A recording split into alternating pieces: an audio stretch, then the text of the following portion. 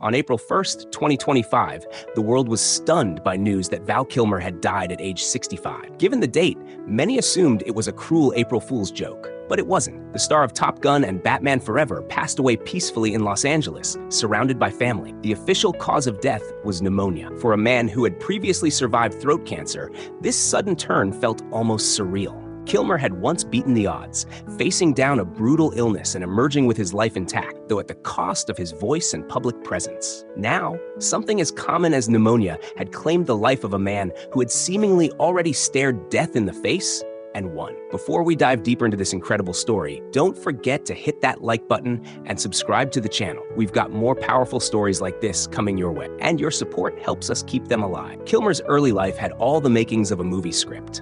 Born on December 31st, 1959, in Los Angeles, California, he was the second of three sons. At just 15, he experienced unimaginable tragedy when his younger brother Wesley drowned, a trauma that would haunt him for the rest of his life. That grief drove him deeper into the arts, and it didn't take long for the world to notice his talent. By 17, Kilmer had become the youngest student ever accepted into Juilliard's prestigious drama division. While most teens were figuring out who they were, Kilmer was refining Shakespeare on a world-class stage. He had the drive of a man with something to prove, and his performances consistently reflected a deep emotional reservoir. He burst into Hollywood with a mix of charm, intensity, and depth that translated into standout roles. His breakout roles in Top Secret and Real Genius established him as a comedic talent, but it was his role in Top Gun that cemented his stardom. As the slick, confident Iceman, Kilmer captured hearts and lit up screens, becoming a household name. Throughout the 90s, his range proved undeniable. Jim Morrison in The Doors, Doc Holliday in Tombstone, and Bruce Wayne in Batman Forever, each role entirely different, yet wholly believable. He brought a quiet intelligence to every character, never satisfied with just playing a part. He wanted to inhabit it. Kilmer didn't just play characters.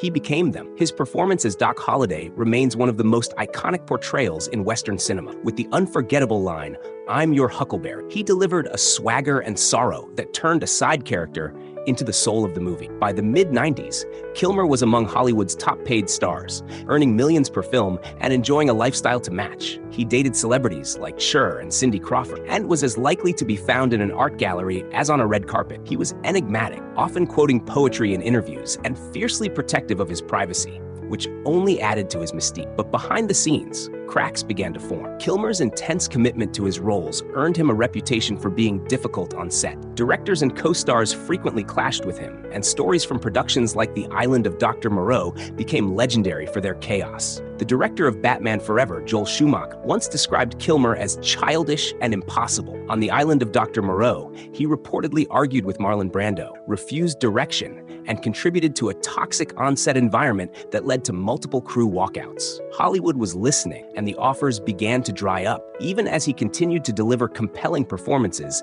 the cost of hiring him seemed to outweigh the benefit in the eyes of studio executives. By the 2000s, Kilmer's career was shifting. He continued acting, but the blockbuster roles faded, replaced by indie films and direct-to-video titles. He seemed restless, still delivering strong performances, but increasingly distant from the Hollywood spotlight he once commanded. Some of his best work during this era went under the radar, such as his haunting portrayal of a serial killer in The Salton Sea, or his nuanced turn in Felon. But the mainstream world had moved on. Kilmer's refusal to play the Hollywood game, combined with his evolving health issues, made him a less frequent presence in major productions. Then came the health crisis that would change everything. In 2014, Kilmer was diagnosed with throat cancer. True to his private nature, he initially denied anything was wrong. Rumors swirled when he was rushed to UCLA Medical Center in early 2015. He insisted it was a minor issue, but fans and tabloids noticed a tracheostomy tube in his neck and dramatic changes in his appearance. By 2017, Kilmer publicly confirmed he had undergone a 2-year battle with throat cancer that severely damaged his throat and vocal cords. The truth hit hard. The charismatic leading man now struggled to speak. The treatment was grueling. Chemotherapy, radiation, and 2 tracheotomies left him with a whispery voice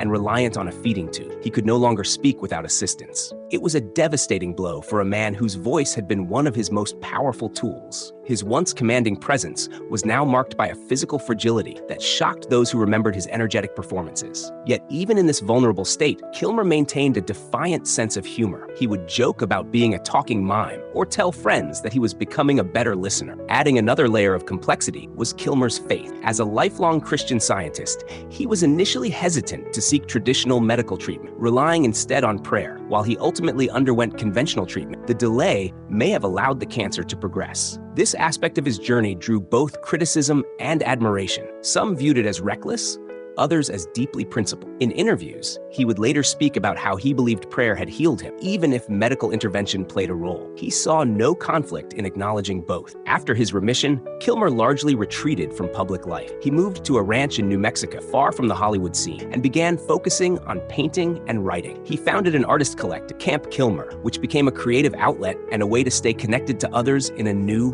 quieter way. In 2020, he published a memoir, I'm Your Huckleberry, offering candid insights into his career, his relationships, and his battle with illness. The memoir revealed a man who had made peace with his demons, who viewed his past not with regret, but with a kind of curious reflection. Despite his reclusiveness, Kilmer made a few powerful comebacks. In 2021, the documentary Val was released, composed largely of footage he had taken himself over the years. Narrated by his son Jack, the film offered an unfiltered, often heartbreaking glimpse into his life and legacy. Then, in 2022, Kilmer returned to the screen in Top Gun: Maverick. Though his voice was digitally enhanced, the emotional weight of his appearance was all him. It was a farewell of sorts. One last look at Iceman, older, battle-scarred, but still standing. The scene moved audiences to tears. For many, it was the highlight of the film. In the final year of his life, whispers about Kilmer's health returned. Photos showed him looking increasingly frail. Fans speculated about a relapse.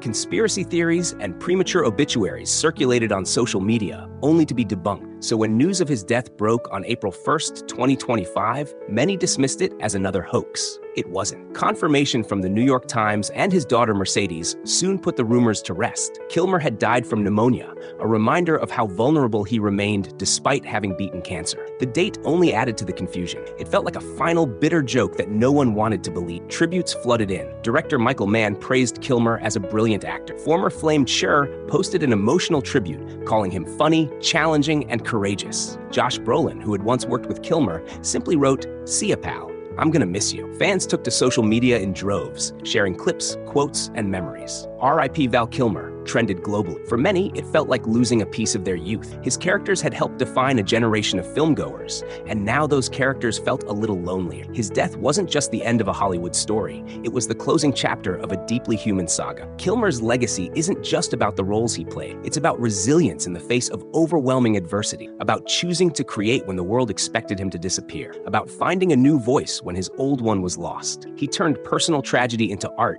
and silence into substance. Val Kilmer once said, "I don't believe in death." He saw life as a continuum, a spiritual journey beyond the physical. And maybe that's the truest tribute of all, because while the man is gone, his spirit remains, etched into film, memory, and art. We still hear his voice in every unforgettable line. We still see him in every frame that made us laugh, cry, or cheer. Kilmer didn't just act, he endured. He transformed, and in doing so, he became more than a star. He became a symbol of what it means to truly live. His story isn't just about fame or illness or even redemption. It's about a relentless pursuit of expression, no matter the cost. That's the real legacy of Val Kilmer, and perhaps the real reason his passing hit so hard. He taught us that even in silence, there can be strength. Even in retreat, there can be creativity. And even in the face of loss, there can be beauty. Val Kilmer's final act wasn't just about how he died, it was about how he chose to live. If this story moved you, don't forget to like the video and subscribe to the channel for more deep dives into the lives of icons we'll never forget.